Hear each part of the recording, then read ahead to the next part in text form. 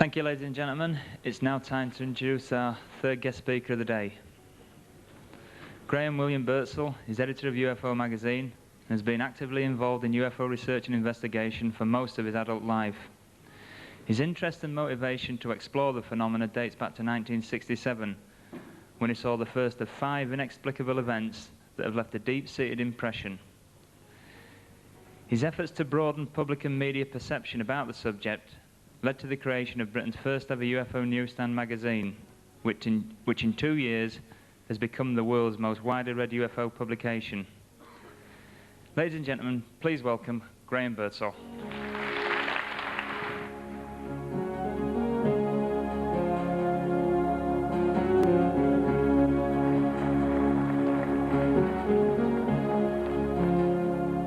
Good afternoon. Are you all enjoying yourselves here at Leeds? Yes, that's wonderful. Just to reiterate what Tony Dodd was saying yesterday, it is nice to see so many familiar faces here, but it's also even nicer to recognise that there are so many people here today, and we're here Saturday and certainly on Friday night, who are experiencing their first ever UFO conference and seem to be enjoying what we've had to show and had to tell. Fascinating stuff from James Courant earlier, also from Omar. And one of the great things about having Mark come up and introduce speakers is that it's allowed me an opportunity to work with the chaps backstage and not have to wait until the videotapes come out to see what other speakers have been saying and showing. And I've been just as fascinated as you and grabbing as much time as I can to watch things from the back, although it is a little bit difficult when everything's back to front. Never mind. All right, let's kick off with the first slide, if we may.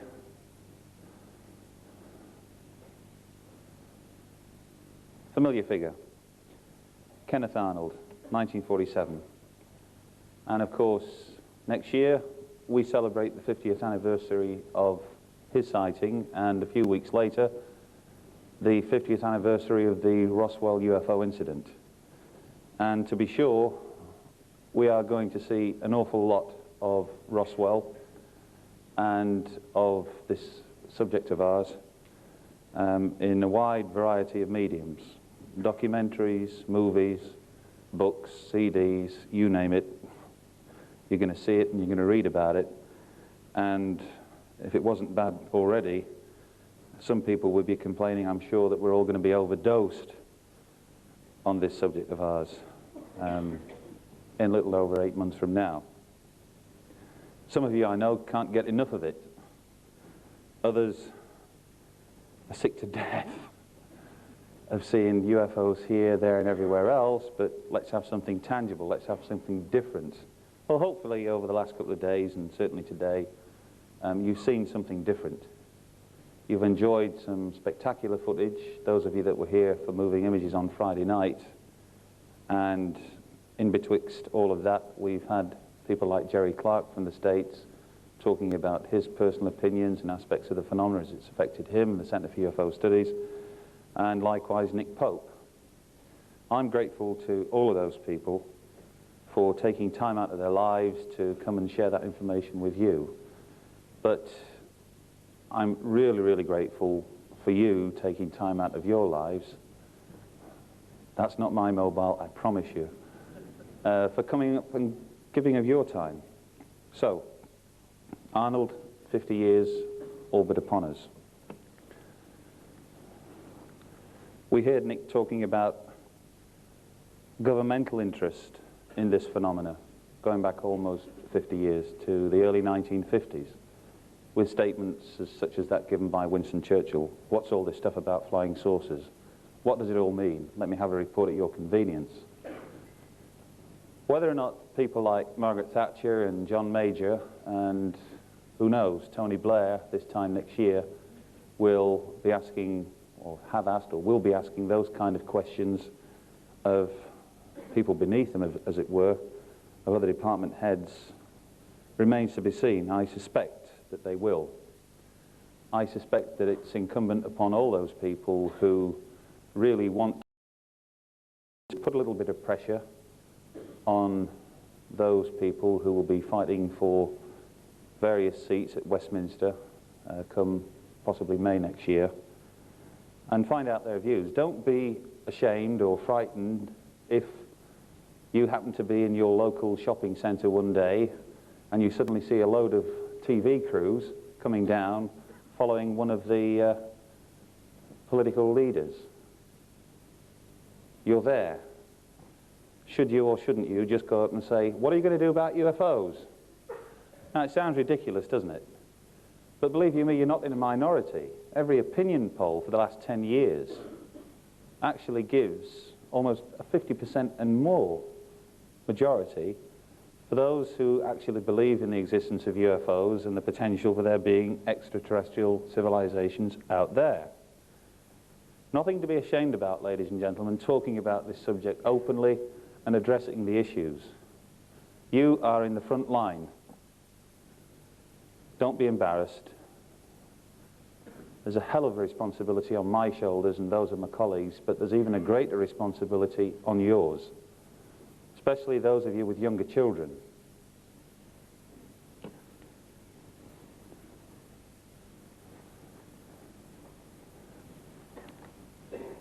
If today's defence chiefs were to come out with a statement that Nick reiterated yesterday, that in their opinion UFOs are for real, that they're not from this planet, all hell would break loose. One of the questions which Nick didn't address yesterday is, why didn't all hell break loose at the time that Lord Dowding was telling it like he saw it? Because the media perception was Lord Dowding's probably gone off his rocker. Understandable. I have to tell you, in my experience over the last couple of years, media perception, particularly in this country, has seen a notable shift. I've dealt with numerous journalists from all professions, and not only they're prepared to listen, they're actually prepared to go out and find out some facts for themselves. And that's all we've been saying. That's all people like Bob Dean and Stanton have been saying down the years. Go out and inform yourselves.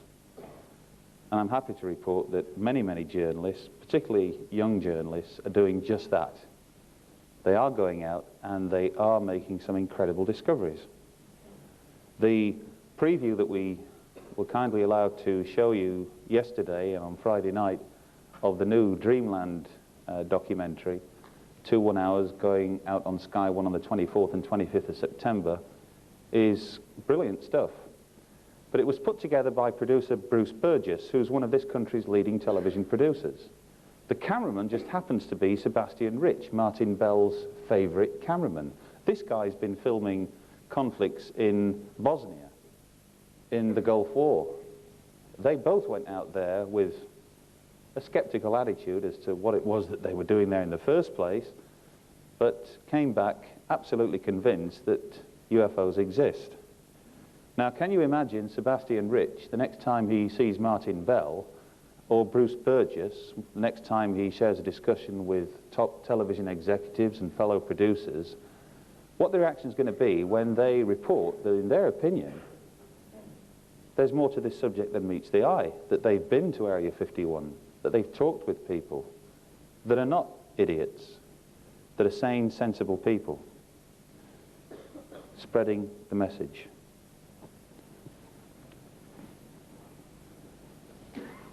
You will not be able to see in any great clarity these documents. That's why I'm going to skip through them fairly fast. Suffice to say, I like to show a few documents because there is a history to the documents. They're important to make a few observations which, in my opinion, are very telling observations. You will see over the next few months various publications appear which, in the interpretation of the authors, cast a great deal of doubt as to what I and others have been saying about these documents is of any real great importance. You be the judge. Graham Townsend is a local man. He saw a UFO in Idle, Bradford, a long time ago. We're going back now to, I don't know whether you can see it here, April 1981. He asked the Ministry of Defence if they would kindly send him the official report as passed to them by the police. Graham reported it to the police, and it came back, and down here was something that caught our eye, and particularly this last little section down here, which actually says DI 55, Defence Intelligence 55, a distribution list which hitherto had never appeared on these documents before. We then looked back at some original documents, and we noticed a tiny little line here on practically every one of them. And it was clear from that when they were sending out these photocopies of the reports, when they were placing them on the photocopier, they were actually covering up this section here. Perhaps it was a clerk who was on holiday, perhaps it was a temp, who knows? But it came through the net. There were all these different departments, and as we now know, DI 55, Defence Intelligence 55, was yet another tool to this government's armoury in investigating and researching UFOs. Prior to this document coming our way, the Ministry of Defence denied that there was any other department involved in the subject of UFOs. That department at that time was Defence Staff 8. Of course, it's now Defence Secretariat Staff 2A, of which Nick was head during 1991-1994. In other words, ladies and gentlemen, let's not beat about the bush. The Ministry of Defence were lying through their teeth. This document proved that lie. One of Timothy Good's favourite documents by Wilbert Smith, who was working for the Canadian Transport Ministry and was asked by the Canadian government to find out all he could about flying saucers and the American involvement in their research of that topic during the early 50s, and he reported back in this genuine document. I made discreet inquiries through the Canadian Embassy staff in Washington, who were able to obtain for me the following information. The matter is the most highly classified subject in the United States government, rating higher even than the hydrogen bomb. Flying saucers exist. Their modus operandi is unknown, but concentrated effort is being made by a small group headed by Dr. Vannevar Bush. The entire matter is considered by the United States authorities to be of tremendous significance. That was written over 40 years ago. We hear a lot about the American Freedom of Information Act. For those of you who've never been here to these conferences before and had a look at some of the documents that come out of that act, I've selected just a few. This one demonstrates the global type of reporting associated with what is a global phenomena. Down here, Jordan, Israel, Saudi Arabia. And I'll try and focus this a little bit. There we go. It's a little bit better. And you can see some of the agencies involved in receiving these UFO reports from the Middle East. Secretary of State, Washington. A little bit further down, you'll find a little bit further up, CIA, Washington, D.C., and so on and so forth. Washington everywhere. It's a fact that every major Western intelligence agency and military agency receives information about UFOs to demonstrate further. The wonderful Freedom of Information Act has 9 exemption clauses in it, which allows those people responsible for declassifying UFO documents to literally lie about it. So it's not unusual to see huge black gaps like this. Jordanian civilians have reported seeing the lights from the western suburbs of Amman, and that's all you get to see. Occasionally, though, we have some interesting reports that come even further afield. This one, a UFO sighted in Ghana. And sometimes we have to deal with not so much hitherto classified documents, but letters. This one kindly forwarded to Nick Redfern after I asked him to make an inquiry on our behalf regarding a disclosure made by an air traffic control officer that they don't call unknown targets seen on their radar screens UFOs, but actually RPVs, remotely piloted vehicles. Now, here, London Air Traffic Control Centre Military, which basically looks after all air traffic throughout the United Kingdom and its airspace, replies back to Nick and basically denies that air traffic control operators refer to UFOs as RPVs, and that they refer to them at all. But here was a nice, interesting byline. You will appreciate that during the day there are aircraft observed on radar about which civilian and military radar controllers have no knowledge. Now think about that. That's an extraordinary admission. Here we are, from the horse's mouth, the people who are responsible for yours and my safety in those aircraft when we go off on holiday and here, there and everywhere, actually admitting that there are things flying up there about which they have no knowledge. It's there in black and white. We've heard a great deal of talk about the triangles. Some of you will be familiar with this document. For those that aren't, during 1989 and 1990, there were over 2,000 reports of these flying triangles over Belgium. We had the famous radar tape, kindly offered to the general public and the media by the Belgian Air Force, who were concerned at these intrusions into their airspace, which showed 2 F-16 fighter aircraft going up to identify one of these targets. You heard the audio tape yesterday, those of you who were here, of one of those F-16 Belgian Air Force pilots who visited us in North Yorkshire only last year, describing how he closed in on this aircraft and yet it always kept one step away. They still call them aircraft. And yet, because of this concern, the Belgian media were putting out all kinds of reports, and no different were the television services. In fact, they had something called Kilroy out there, similar to Kilroy, a TV chat show. And it was called Belgium and the UFO Issue. And down here you can actually see the name of the television program, Belgium and the UFO Issue, March TV show. This was ordinary people like you coming in and listening to UFO pundits like me. In that case, it was the Belgian and Flemish UFO researchers talking about what it was that was happening in Belgian skies. And the transcripts of what took place and what was said on that program found their way to all these agencies. Have a look at them. The Joint Staffs, Washington. Those of you who've seen the film Independence Day know exactly what the Joint Staffs are. These are the people that say whether or not this planet will survive in case of global nuclear war. They're the ones who decide whether they should invite the president to press the button. Now bear in mind, this is just a television chat show about UFOs. And the transcripts also went to these other agencies in Washington. And we work our way down, US Intelligence Center Heidelberg in Germany, Fort George Meade, and so on and so forth, Defense Intelligence Agency, Washington, D.C., and a little bit further down, Ramstein, and now it gets interesting, Brussels. Oh, by the way, here we are, London, UK. Of course, our boys were interested in all of this as well. And a little bit further down, US Mission, US NATO, SHAPE. We've all heard Bob Dean, Supreme Headquarters, Allied Powers Europe, in Paris. The ones that oversee the defense of the West.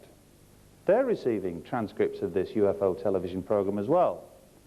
A little bit further down, the CIA in Washington, D.C., the Secretary of Defense in Washington, D.C., the Secretary of State in Washington, D.C., and here, the White House, Washington, D.C. Well, now, we've seen the reaction of the President in the movie Independence Day and what he thought about alien invasion. Here's transcripts of a UFO incident over Belgium, and it's not so much an alien invasion we're talking about an alien penetration or a UFO penetration or something.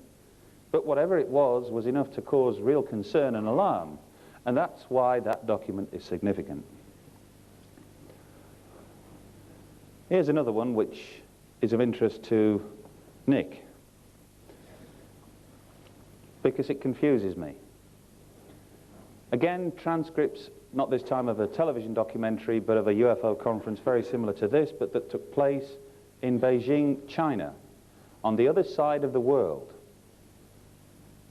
July 1992. Same old distribution list.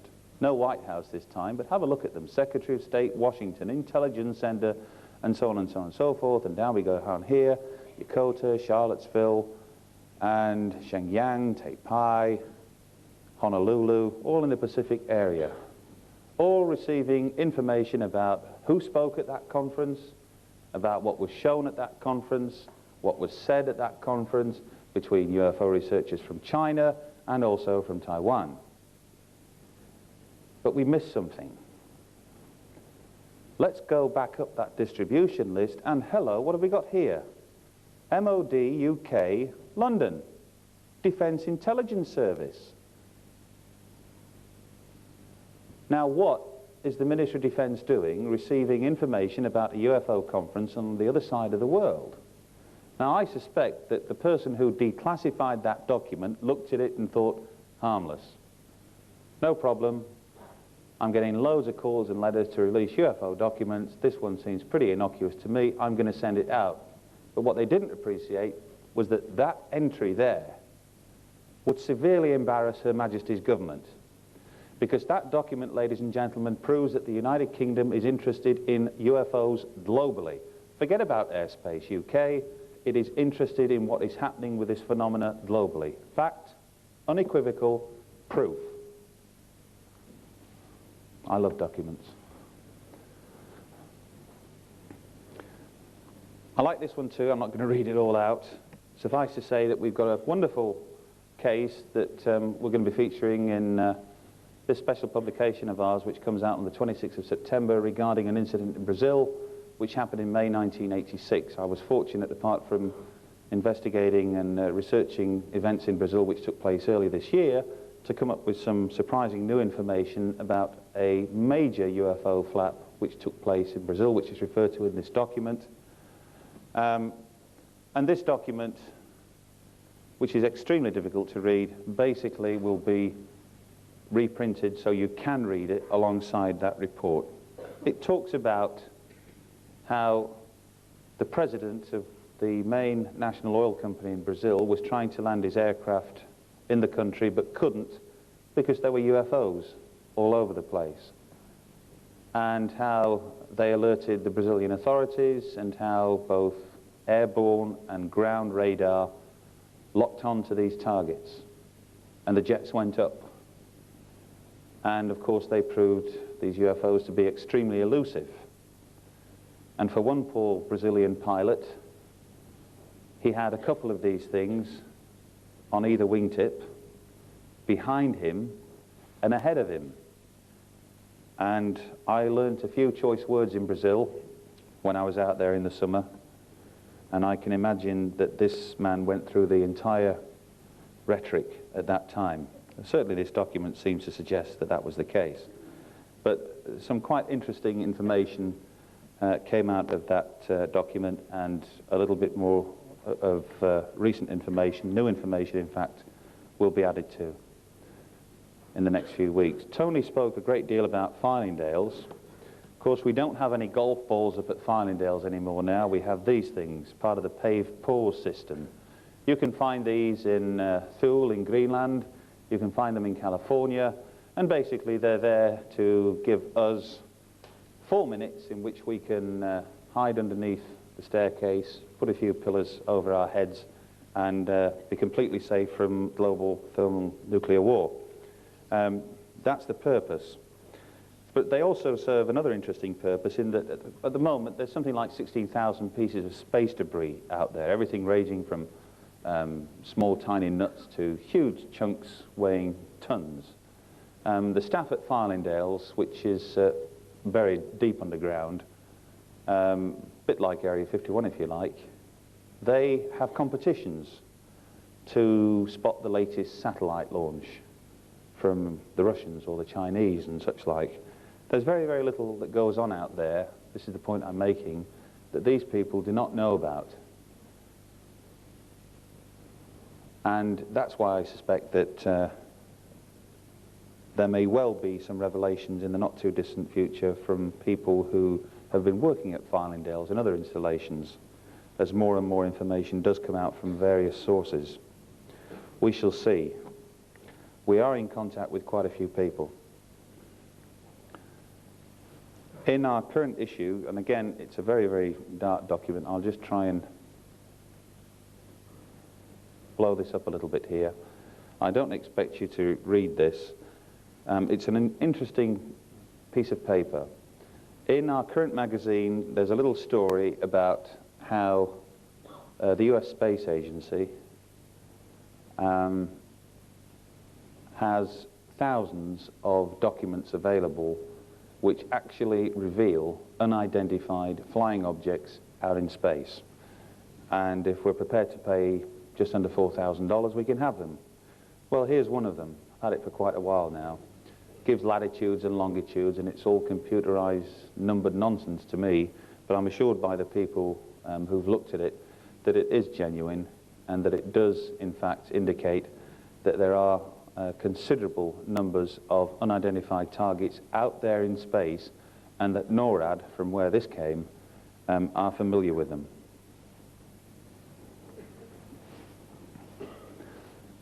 We do have some golf balls here in Yorkshire still, and they're not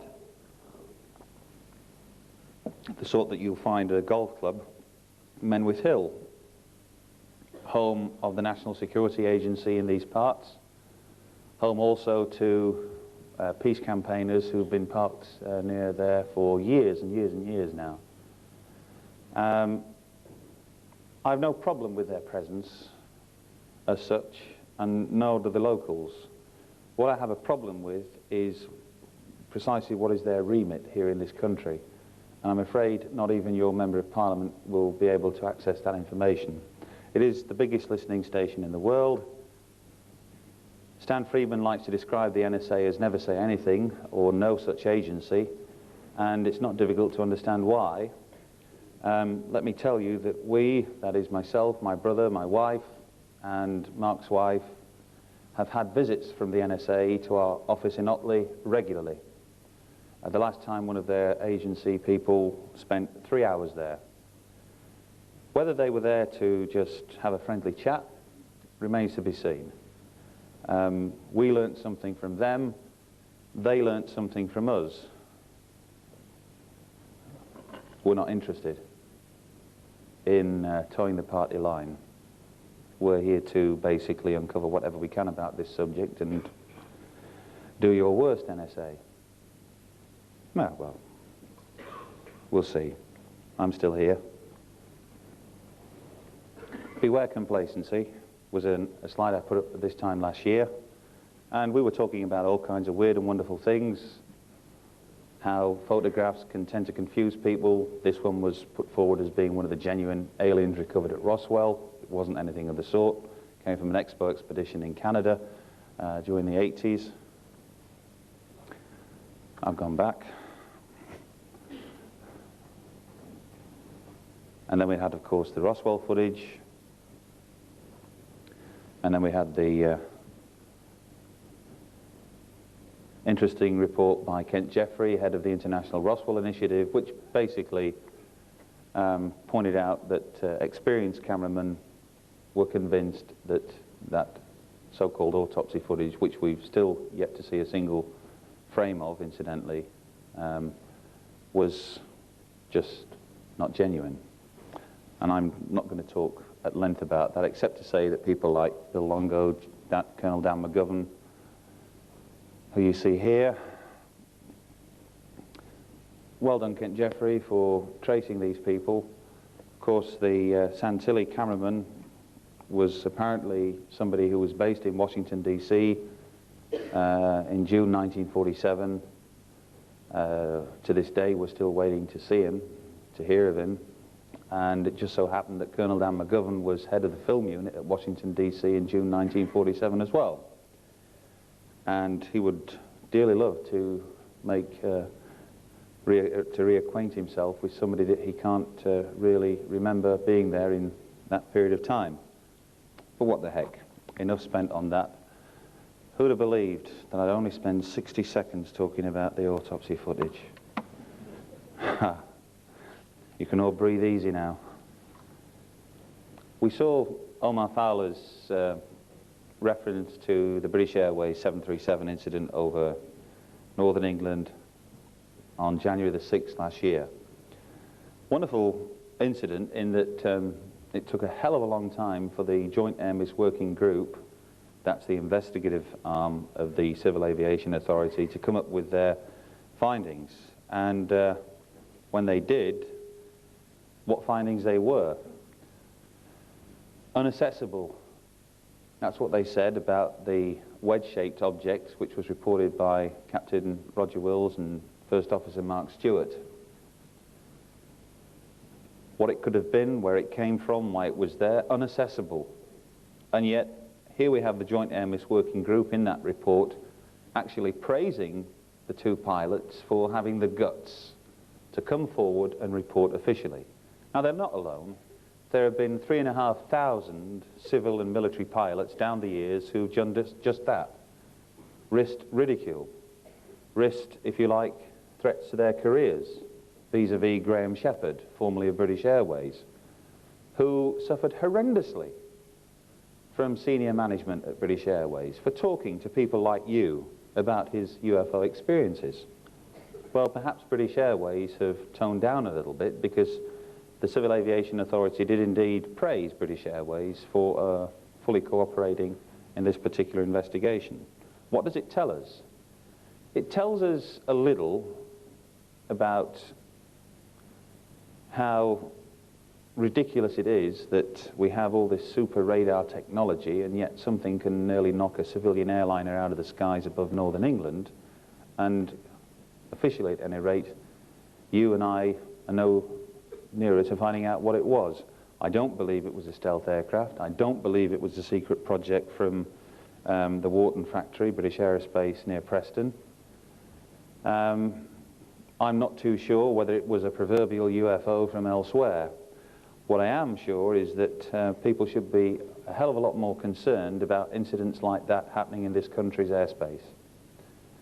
There are far too many instances of this nature happening. These are the ones that we get to hear about. How many more pilots encounter something like that, and the passengers are blissfully unaware of just how close they became to being just statistics on some mortician's sheet. It's a frightening prospect. I remind you what happened in 1991 over Kent, when Captain Zaghetti, pilot of an Alitalia airline on his way from Milan to Heathrow, encountered a similar kind of incident, in that he reported a near miss with an object, and the Civil Aviation Authority and the Ministry of Defence at that time were quite happy to talk openly about UFOs and the possibilities of there being extraterrestrial intelligences and the like. I'd never seen the like. I'd never seen comments like that anywhere at any time. I thought, why is the CAA talking in these terms? Why are the MOD talking like this? And of course the tabloids were full of it. It made Zaghetti look an idiot.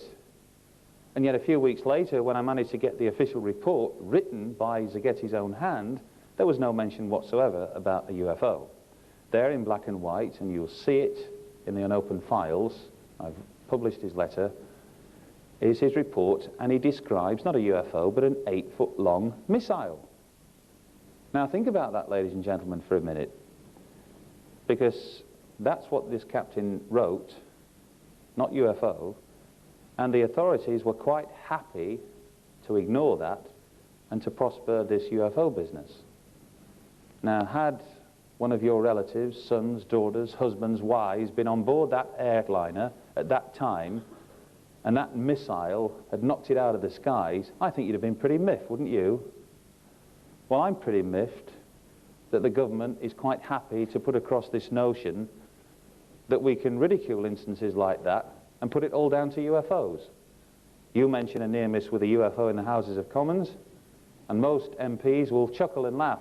I can just see Roy Hattersley now, spitting all over the place. You mention missile in the House of Commons, and it takes on a whole new meaning. Something to think about. And we move on to this place, Area 51. How many in this audience, I can see most of you, despite the spots, were not here yesterday or Friday who didn't see the preview of the new Sky One documentary? Just hands up. Quite a few. quite a few. Well, we'll try our best just to show a short segment before we wrap up tonight. But the film crew you saw around the corner yesterday were actually from the United States, part of the sightings crew, who did interviews with me, and they've already done Nick, and I'm pleased to say they grabbed Omar Fowler earlier on in the week, and Jorge Martin as well. And it's amazing when you talk with these people how really little their concern is in getting to the real heart of the matter. For instance, I could never picture an American television producer taking up an aircraft and going within 1 mile of that big hangar at Groom Lake, could you? Or challenging the security guards in the way that Bruce Burgess did, could you? And when I spoke about $22.4 billion spent on the Northrop B-2 flying wing in research and development alone, they were just open jaws. And I said, don't you realize, I said, that equates to $100 tax for every man, woman and child living in the United States. And what have you got to show for it? 10 aircraft. Well, 10 into $22.4 billion. In other words, what I was saying years ago seems to be coming true. It's a cut and paste job, and that money's been diverted into black budgets. It has to be. It has to be. You do not spend $2.24 billion on one of those. It's impossible. And yet it's there in black and white. So, it'll be interesting actually to see if sightings run that little piece that I had to say about it. We talk about triangles and black budgets. This is the A-12. Now, the A-12 was a triangular-shaped aircraft which was originally requested by the US Navy, but the project was dropped. I would suggest it's highly likely that, as in previous instances, this thing may be there still, but in a black budget. You see, projects like this don't come cheap. The scientists, the technicians, the engineers, the aviation experts who work on them, they spend tens of millions of dollars, and they don't like to see all that work just cast aside by the stroke of a pen by some congressional committee who says, no, no, no, far too expensive, drop it, let's look at something else. I suspect that projects like that simply get shifted into a black area, away from inquiring eyes. And what is it, do you think, that produced this, which appeared 10 days ago in Flight International? The Venture Star, Lockheed Martin. Who's putting this kind of stuff together?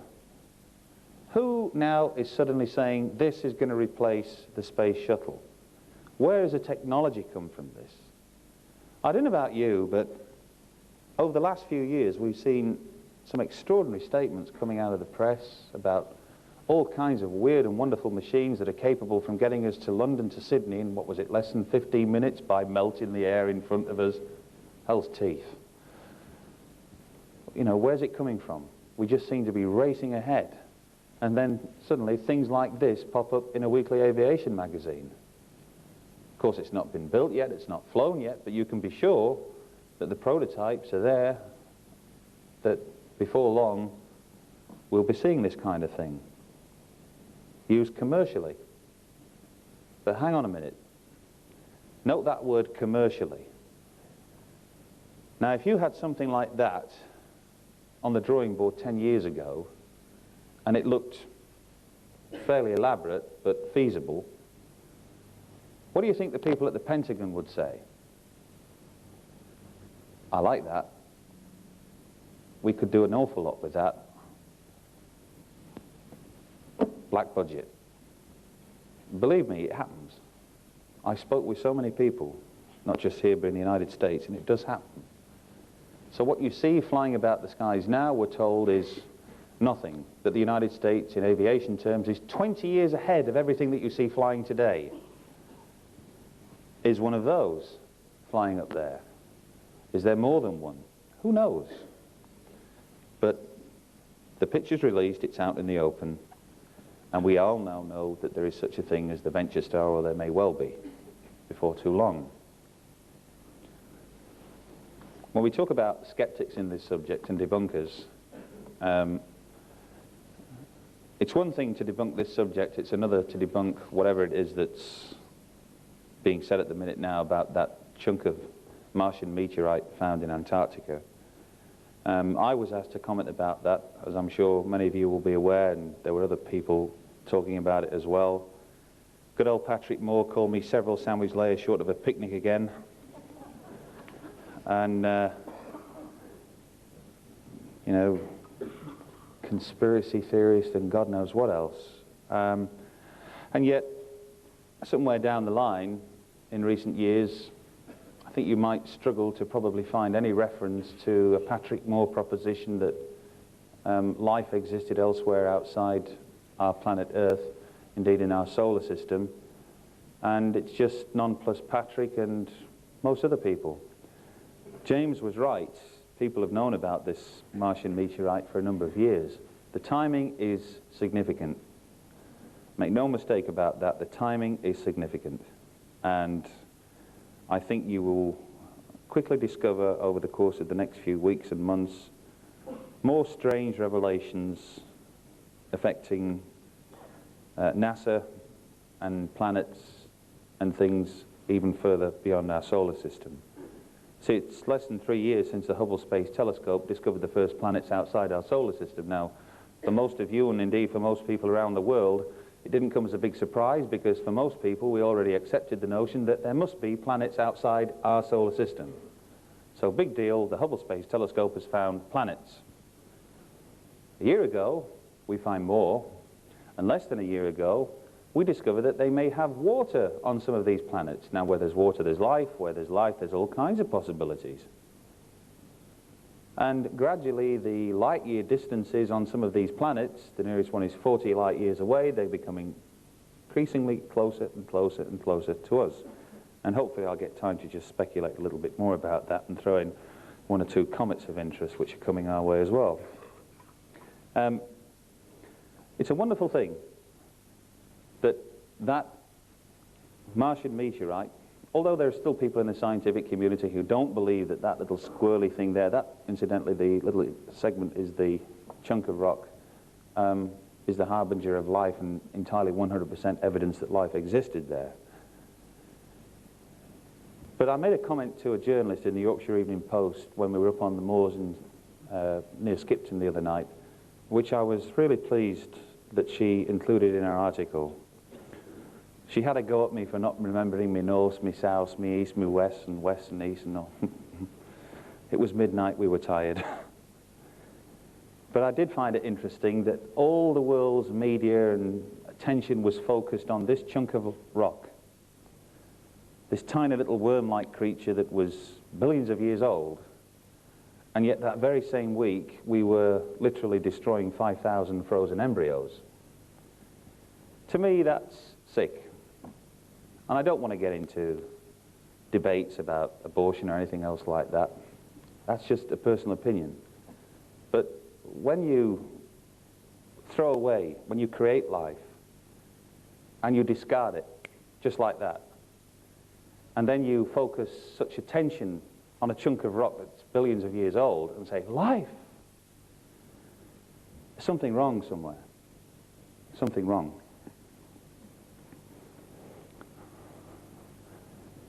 We had Richard Hoagland here earlier this year, and I can tell you that there are moves afoot to really mount a big, strong campaign on both sides of the Atlantic to impress upon the media and the politicians that some of these impending probes to Mars, 3 of which go out at the end of the year, 2 from the United States and 1 from Russia, should really take a close look at this region of Cydonia.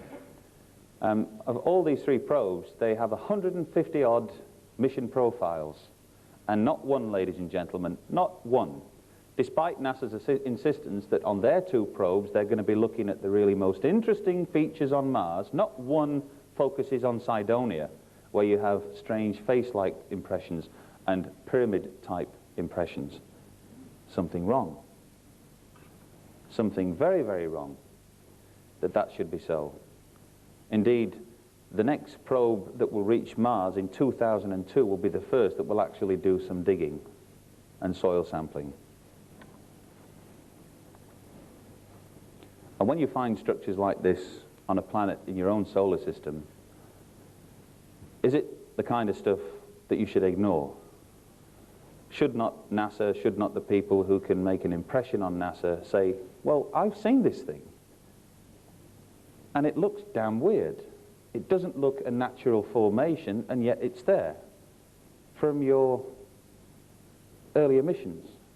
Don't you think you should have a look at this more closely and in more detail? I think so. Now, I'll stop the slides there because I'd like to just show some videotape for you, if I may, and we'll come back to the slides. It's about 10 minutes of videotape when we've shown that. We can knock the slides off. Okay, and we can get the volume up. Can we start the tape again, guys, please? I'll just take it back to the beginning of there. And if we can just drop the lights down on the lectern as well, if possible. Thank you.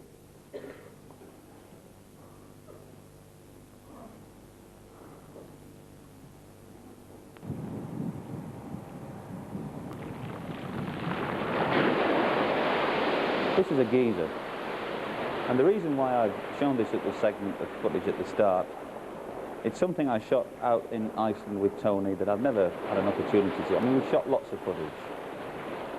But I wanted to just impress upon you, when Tony talks about what's happening out in Iceland, just how rugged and barren this terrain is. It's a volcanic island. This is the area, incidentally, where Neil Armstrong and the Apollo 11 astronauts trained for their walk on the moon. That's how rugged and alien this terrain is. There are huge natural waterfalls and crevices. It's a huge country, but it has a population of only 250,000. Its prison population, at the last count I'm told, was 48.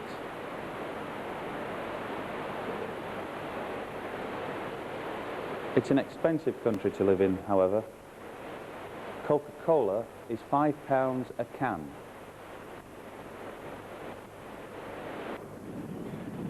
But if you ever see a country more beautiful and a people more spiritual, I defy you to find them. That was Cecilia Dean on top of one of the hills and ridges, and this is the area in question. We took an organised trip out there a couple of years ago to Reykjavik. We advertised it in the magazine, and we saw some of the most spectacular country you can imagine. Along with us on that journey, apart from Tony and our wives, were Bob and Cecilia and Virgil Armstrong and Wendell Stevens and quite a lot of other well-known UFO researchers. And here are all the lava banks. This is all lava. There is not one single tree on Iceland, anywhere. And in the distance, this incredible mountain where all of this UFO activity has been taking place. Just see the back of Bob's head there. And it's only a short piece, but you just get a very, very brief glimpse. There it is, in the distance. Okay, it's an extreme. Now, another trip I took was out to Area 51, and here you can see a typical road sign.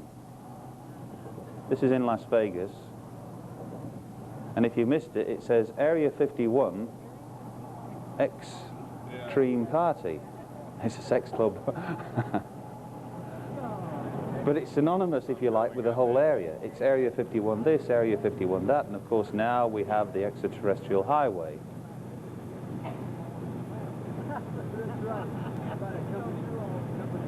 We all thought this might be unusual when we were travelling down that way. It turned out to be a hot air balloon.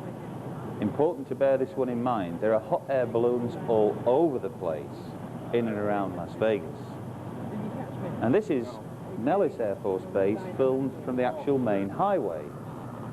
But the testing ground goes, of course, thousands of miles off into, sorry, hundreds of miles off into the distance away from the area.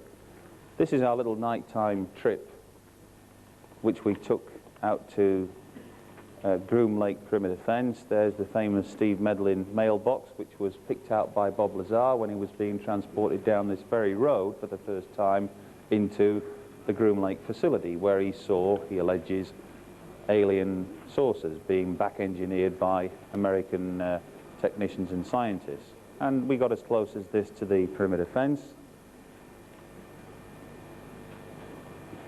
Note that I'm as far away from the perimeter fence as possible. And I just happened to pan my camera, and I thought, what's that? And then that came on, and the famous security camo dudes patrol was there. Well, that's certainly closer than 10 feet. Still the headlights. This is the sign back here. Look at here. It's closer than 10 feet. There's lights over here. I know. And here he comes. We were told that the nighttime They're too desert close. conditions out in Nevada would mean that we would have to take extra thick They may be coats, too close woolly to find jumpers. out. You know? I'm not going to get back. They're just soft. We went out there in jumpers. It was really warm. They were wearing woolly muffins around their ears. You know?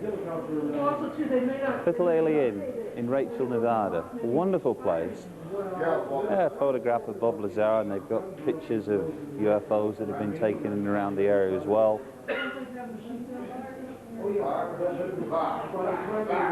I tried to focus in on this. We stopped off here, and then we went back and we looked at some curious objects through night vision binoculars, and we had a great time actually. And the skies out in Nevada, you have to see them to believe them. I mean, literally, the entire Milky Way is there. It's like being in one of those planetariums. Not a wisp of cloud, millions and millions and millions of stars. Wonderful place. And you can see all the kind of UFO paraphernalia. That's Chuck Clark, who's a real pain in the backside for those responsible for ensuring security at Area 51. He's taken a load of photographs, some of which we've used in the mag. And this is the local idiot. You won't like me for saying that. I won't reveal his name, but he's actually somebody that came up with us, and he was posing for this lady here on the left, Carla from the Los Angeles Times. Now, recent trip to Brazil. We literally traveled through the night with Varig, and I decided to put on the old camcorder, just a short segment this, and I'm looking out at the area. First time I put it on, and I spotted something.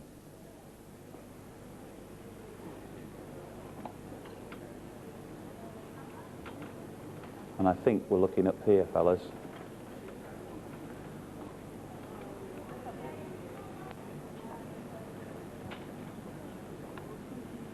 You're really going to have to... Here's the mountains in the distance. And we're going back up here. Can you see anything there? There.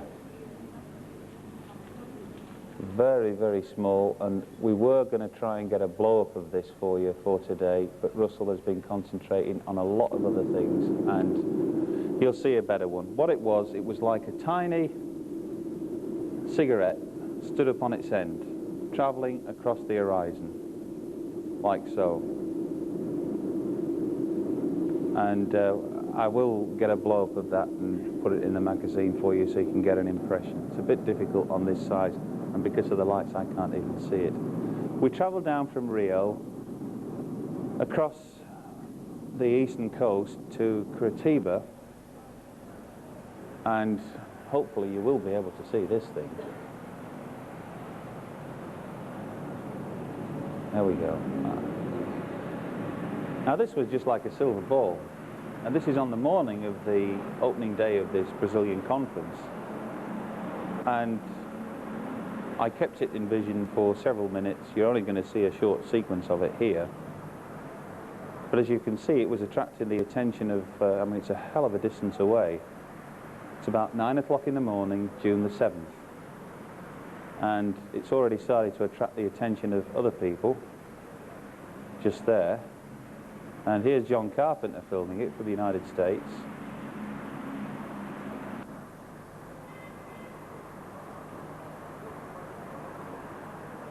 And it is a bit difficult to pick out on this screen. We're looking, I think that area, there we go, there it's there. And this travelled ever so slowly. Some people said weather balloon. Well, for a weather balloon it went across and then out back and zigzagged a little bit and then away. Some of the Russian triangular footage now, very quickly. I'm keeping an eye on the clock. I've got half an hour and I think I'm more or less on time. We were digging through old archive footage and this is the kind of stuff that's been filmed out in Russia. Can we turn the sound up a little bit, fellas, please? Это только одно из многочисленных свидетельств, но их столько. Сотворено ли оно разумом? You've already seen this via Tony, these triangular shapes with some of the Belgian footage. You have an impression of some of the stuff that's been captured on footage elsewhere via Omar. Can we pause there? Here we go again. This was filmed off the southern coast of England. Object here to the left, triangle to the right, and play.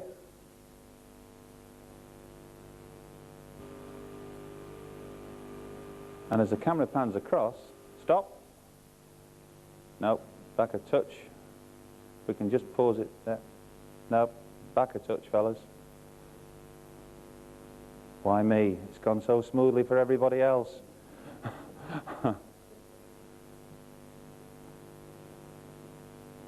Right, can we play now? And when it goes across, no. All right, forget it. Never mind.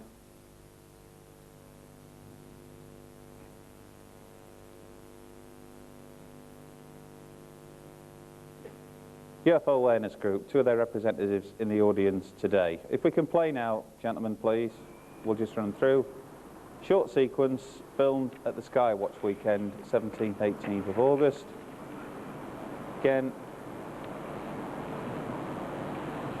And if you can get a decent pause on that, I would appreciate it, please, at some stage.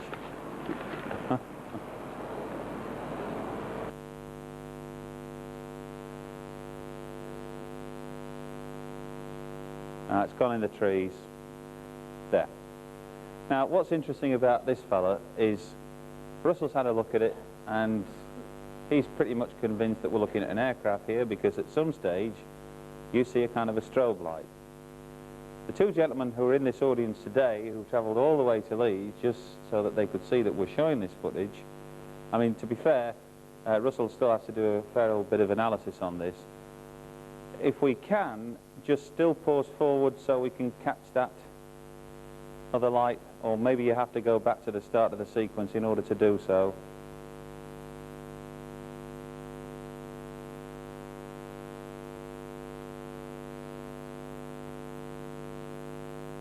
Be patient with them because it is interesting. It's not easy back there because the lights are down. And pause. That'll do. Remember what Omar was saying about the 3 lights on this triangle, and yet you have a kind of a smaller light near the front end. Look what we have here. 1, 2, 3, there. Now, the people on this Skywatch are absolutely insistent that this thing never made a sound. Indeed, the only sound you can hear on the videotape, it only runs for several seconds because they dashed away, got their camera and everything else, is passing traffic. Now, is this some kind of stealth aircraft or super secret Aurora or whatever? Who knows? The beauty about the fact that that film footage was taken in the first place is because it was payback time, if you like, from just one group of many, many dozens who all participated in that Skywatch weekend, which was terrific, and those of you who I know are in this audience who either did the Friday, the Saturday, or through the Sunday, I thank you for that, because it just shows you what can happen when you get organised and you get out there with your cameras, and a wonderful job, and the reports will all appear in our November-December issue. Okay, let's just run the rest of the videotape, please, gents.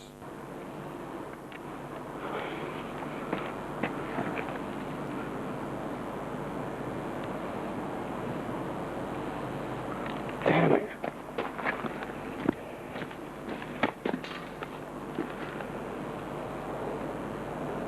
You can actually see for a brief second the strobe, and I mean it's literally gone. Right, this is just a short few seconds of footage that I shot in Curitiba. This was a gentleman who was one of the special guests there, a 92-year-old abductee.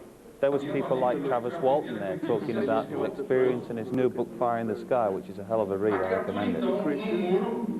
And then we have this, a presentation by two Brazilian researchers into an incident which allegedly took place on the 20th of January in Varginha this year.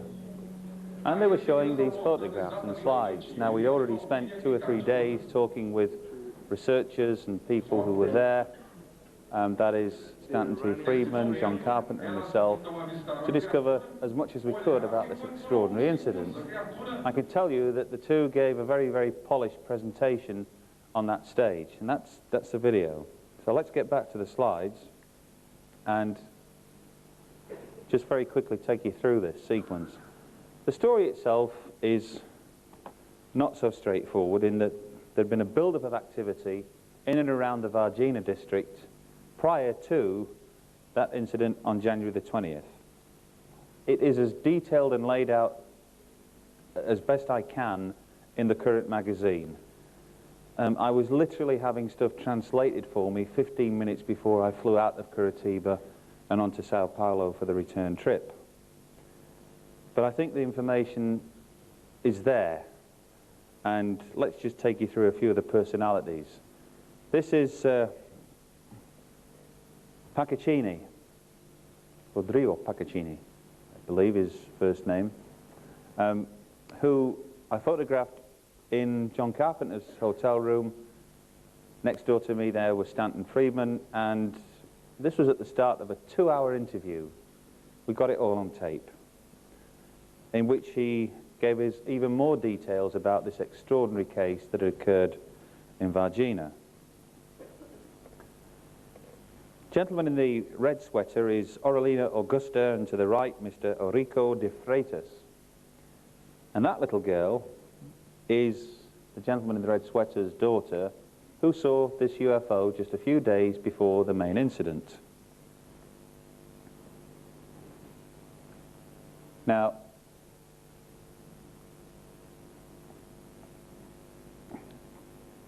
in the red sweater again, Aurelina Augusta, and to the right, Mr. Eurico de Freitas. Now, this is a couple who were woken up in the early hours when their horses were obviously panicking. They went out and they saw what the lady here described as a flying submarine. This cigar-shaped object traveling across the crops. They both saw it, and the dogs were barking a fair old bit. And the description tied in exactly with that drawn by that little girl a week or so previously. Now, the gentleman in the center of the photograph here is a famous Brazilian journalist, Gualat de Andrada, speaking with the farmer and Aurelina. And on the right, there's our friend who you saw a picture of earlier, Rodrigues Paccaccini. I did get it right. Here they are again, ordinary farming couple with a couple of their dogs. 20th of January. A creature is spotted, a strange creature, down there in the woodland. This is looking down on the site. And this is the same spot where people saw this creature from. This is number 3 Switzerland Street in the Jardim André district of Virginia, and just to the left of there is where fire trucks from the city fire department and the military were parked. Again, this is looking down at the side of this first encounter. Gentleman on the left in the white shirt is Franco Rodriguez, and Claudia Cova is there on the right. In the distance, that's a colleague standing more or less where this first creature was seen. Again, you can see the steepness of this slope looking up to where the trucks were parked. And this is, the Brazilians love to use artist impressions for all of their reports, and this is exactly what happened, according to eyewitness testimony. The fire officials, you see, are called out for any kind of strange animals and dangerous creatures throughout Brazil. I mean, my God, they have all kinds of weird and wonderful creatures out there. A few of them I managed to see myself in a local zoo, which is right opposite the venue where we held a conference. This strange creature's seen. So the firemen climb down this steep slope, approach, and they throw nets over it, and it's carried up the brow. They place it into a wooden box, the military arrive, the military take it away. Those military, incidentally, are from the Escola de Sargentos de Armas, ESA. It's the local militia. This is the headquarters, a very dark picture, I'm afraid, of the Varginha City Fire Department, Corpo de Bombeiros de Varginha. Difficult words, I know, but I'm sure if the Brazilians get a tape of this, they'll appreciate it. Not if I get any of their names wrong. Again, a darkened image, but this is the rear of number 76, Bonavento Braspeira Street, where the second creature was spotted at 3:30 p.m. on 20th of January. Second creature in the afternoon. Well, calls placed about 8:30 in the morning. The Virginia City Fire Department come and get the first creature at 10 o'clock that Saturday morning. Everything's then rosy and quiet in the garden, so to speak, and another call comes in. 3:30 p.m., 20th of January 1996. And this is the exact spot where this creature was seen crouching very, very close to the building. And if you look very, very carefully, you can see a Brazilian researcher in this picture adopting that crouched position just there. Battery's failing on the old laser, never mind. And these are the 3 girls who saw it. Liliana Fatima Silva on the left, Alkira Fatima Silva in the middle, both sisters, and Katia Andrada Zavia point to the precise location where they saw the creature. They saw it, and they ran like hell, thinking it was the devil, to their mother. And that's an artist's impression of this creature. 3 raised humps, brilliant red eyes, arteries, veins that were all over its body, but more pronounced at the back, and it had a kind of a brown, oily smell. This is the mother and the 2 daughters at a press conference.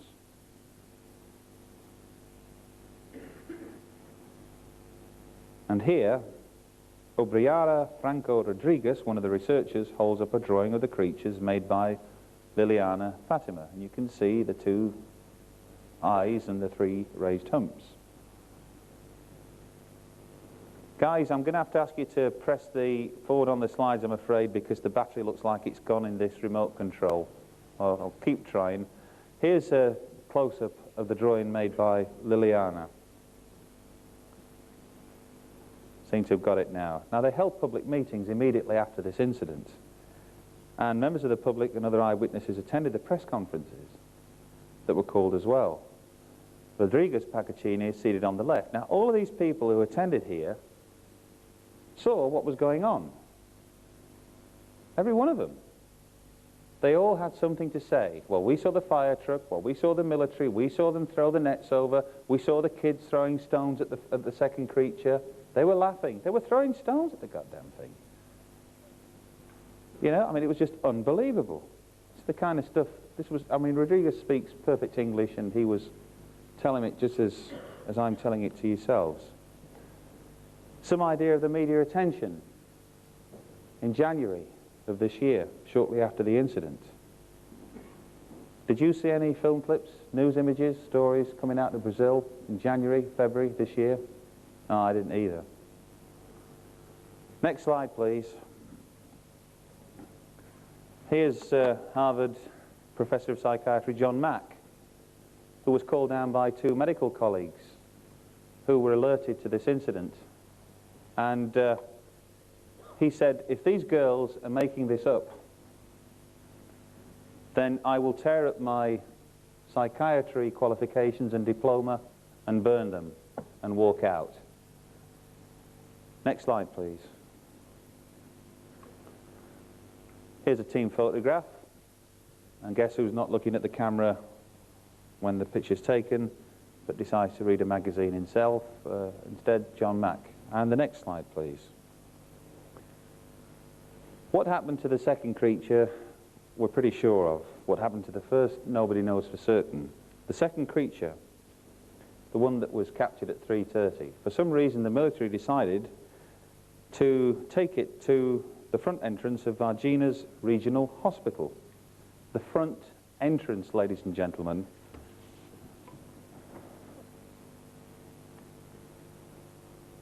And that's a picture of the regional hospital in Varginha.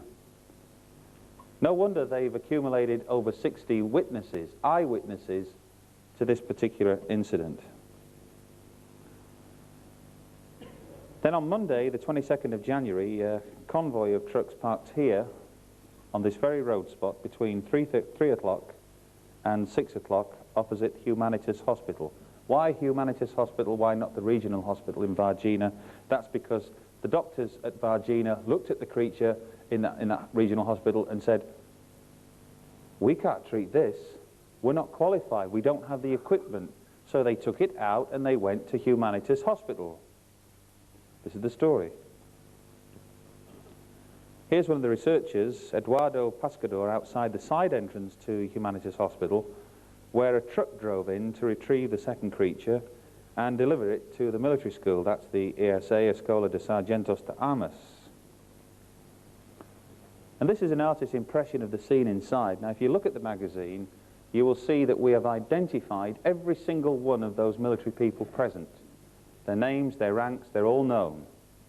There are at least 7 interviews on camera with some of these people who were present. And all of that information has yet to go out. The guy, incidentally, who videotaped all of this scene for the military was identified as a Sergeant Pedrosa of S2 Military Intelligence. The military truck was then seen by nurses and doctors and even people working in the catering department parking up to the hospital doorway to remove this second creature. And then at 4 o'clock on the morning of Tuesday the 23rd of January, a convoy of military trucks and private vehicles left Varginha for the Escola Preparatoria de Cadets em Campinas. That's the Army Cadet School at Campinas. Not predominantly cadets, it's one of Brazil's biggest military bases. I believe, if memory serves me right, I think I've said about 350 kilometers away. Even the detail of the front truck there on that convoy was noticed by people. You know, it was a Volkswagen van. And this is General Colio Lima, commandant of that Cadets em Campinas, and the man who has ordered a massive security clampdown. Rodriguez Paccaccini, the principal investigator, for sure, has to walk around now with a bulletproof vest around him. If anybody utters his name in public, that is the military, they're given an immediate 10-day detention. He is not a pretty man. I mean, look at him. You know, I mean, it's a hell of a country. I mean, it really is. It's. I took Christine with me, and she was pretty frightened, to be honest with you, when we got into Curitiba. Our plane had been delayed, nobody was there to meet us, nobody spoke English, and the military are everywhere. I mean, they just handle Tommy guns and machine guns and pistols like you wouldn't believe. You know, I fully expected somebody to start twirling a pistol around their finger at one point. And the other disturbing feature which we saw out there was that everywhere, on every street corner, you know, there's just thousands and thousands of posters of missing people. And of course, kids. And it was a pretty harrowing time at different moments on that visit. Three of the guys, researchers, who deserve a mention. Obiaro Franco Rodriguez on the left, Edison Jr. in the center, and he's alongside on the right, Louis Petri, who's done more than most. He's a TV journalist. He works on a program called Fantastico in Brazil to get this information out. That is actually a shot, a still frame from a video of one of the interviews that Rodriguez Paccaccini did with one of the key military witnesses to this particular incident. And then, after it had seemingly all died down, here we had this Mrs. Teresino Gallo-Klepf, who, in April of this year, 3 months after this main event, April the 21st, saw this. Here's a drawing held up by researcher Claudia Covo, made by Mrs. Klepf, of this creature that she saw on the 21st of April. Now you can just make out the Brazilian researcher standing there, and at the back of this restaurant area here, she just nipped out for a cigarette. This is where she observed the creature. This is at the rear of Jardim Zoological de Varginha. That's the Varginha Zoo Gardens restaurant. And then you had things like this. I mean, UFO researchers are used to ringing up people. Brazilians go some way beyond that. They literally printed thousands of these leaflets, and this actually says, if you have some information about this case, talk with us. Obrigado, thank you. And they were shoving them in doorways, they were putting them up on walls, and of course people were ringing the number. Yes, we've seen this. But think back to what Mrs. Klepf saw. Here we are, incident happens on the 20th of January, and we go through February, we go through March, and we're into April, back end, and she sees another creature. And of course the questions then that were asked were, are there more creatures like this in and around the area that haven't yet been found, or has somebody come back looking for lost friends? Who knows for sure? This is the front cover of a Style magazine, and it actually says The Mystery of the Brazilian E.T. Now this was published on the 22nd of May 1996, and still word has to carry about the significance of this incident, which I literally have just scraped the surface of in this presentation. It's an important case in my opinion, and it's something that is shared, I believe, by Stanton as well as John Carpenter, in that the quality of the witnesses and the sheer numbers of the witnesses left a deep impression on all three of us. We were extremely impressed by the fact that the Brazilian investigators who went out there and literally knocked on doors did so immediately after this thing happened.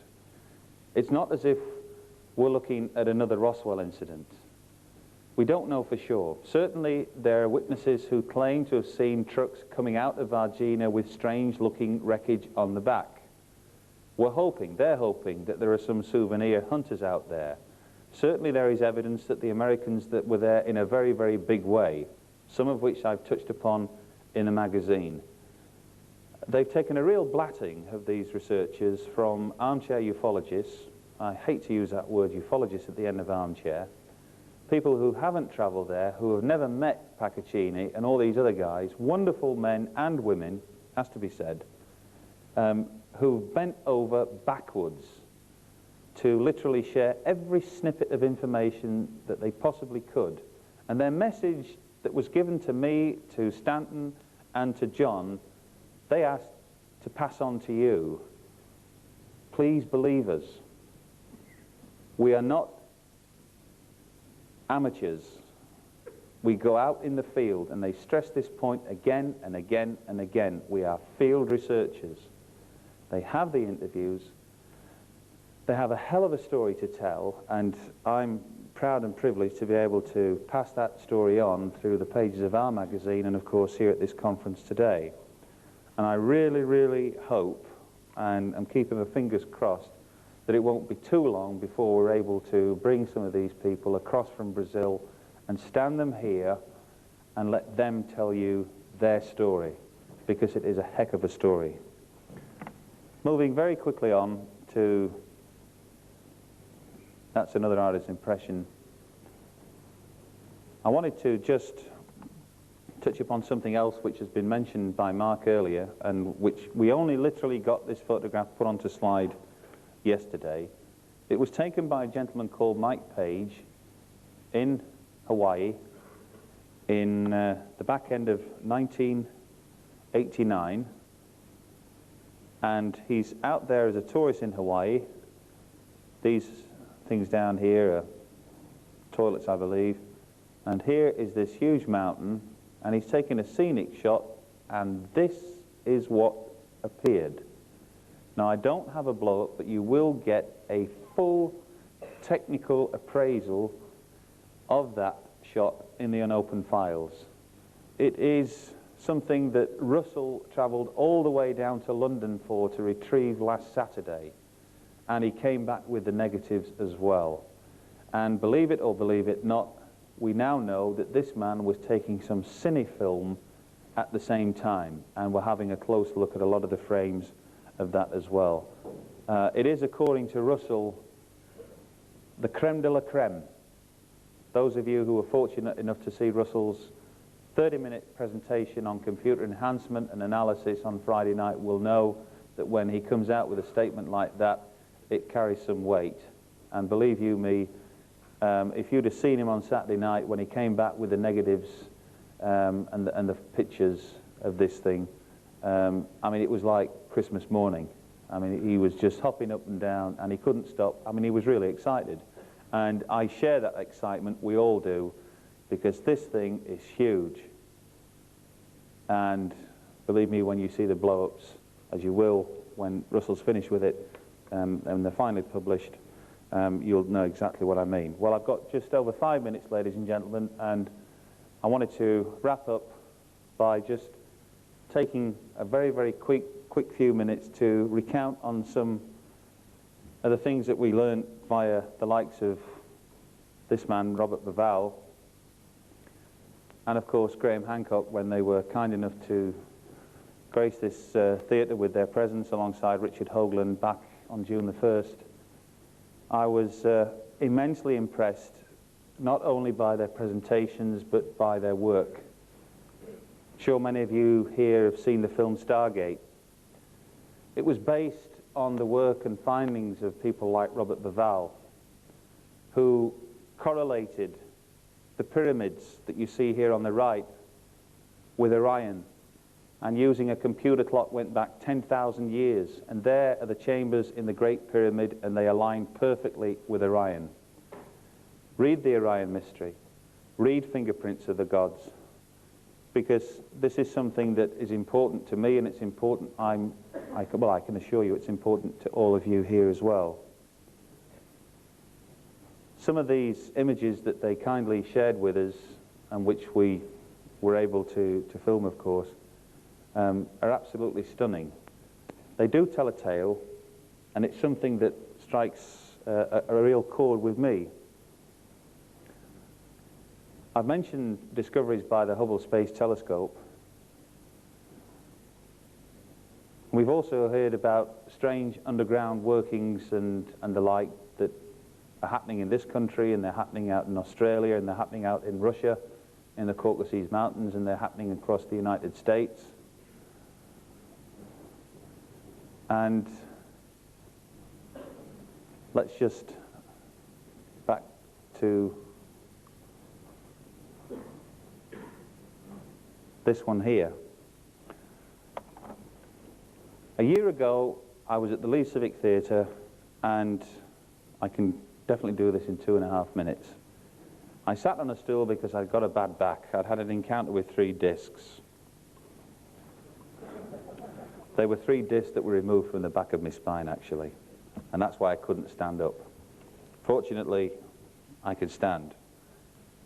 But it was important for me to tell people about this remarkable discovery of the comet Halley-Bopp. And I said at the time, a year ago, here in this city, that it seemed extraordinary that 2 amateur astronomers could pick up something 1,000 times bigger and brighter than Halley's comet almost in our back door before we heard of it from any of the major observatories. This, to me, made no sense whatsoever. Let me just say this. I am not a conspiracy theorist. I am as down-to-earth and as level-headed as most people, but I do find it extraordinary that this same Hubble Space Telescope has not released a single photograph to members of the public since October last year. And yet this is going to be the brightest thing to enter our solar system in the history of mankind. And by April the 1st next year, it will be the brightest daylight star you and I have ever seen. Daylight star, ladies and gentlemen. It will be there in our skies, in broad daylight. 1,000 times bigger than Halley's comet, and yet nobody knows where it's going or seems to know a great deal about it. I find that extraordinary. I find it extraordinary that some kind of elliptical object is doing strange orbiting things around the sun. But there we go. Keep your eyes out and your ears pinned firmly to the ground for these nocturnal space objects. I'm extremely suspicious about NASA, and I'm extremely suspicious that we can have objects almost blow our planet to bits, as this near miss with the asteroid did back in May, just a few months ago, and yet we're only given 4 days' notice. It doesn't make sense at all. I could go on some considerable time about that, but I won't. All I will say is that I'm still as confused as ever, that we still keep finding fossil bones millions of years old, and yet we still cannot seem to find our history, which goes back 15,000 years, which is a drop in the bucket. And to coin Bob Dean's old phrase about who we are, where we come from, why are we here, I think there's still a hell of a lot more to learn and a hell of a lot more interesting things to discover. And hopefully you've enjoyed what I've had to say, and we'll discover a little bit more with Santiago Garza's lecture in about 15 minutes from now. Thank you very much indeed.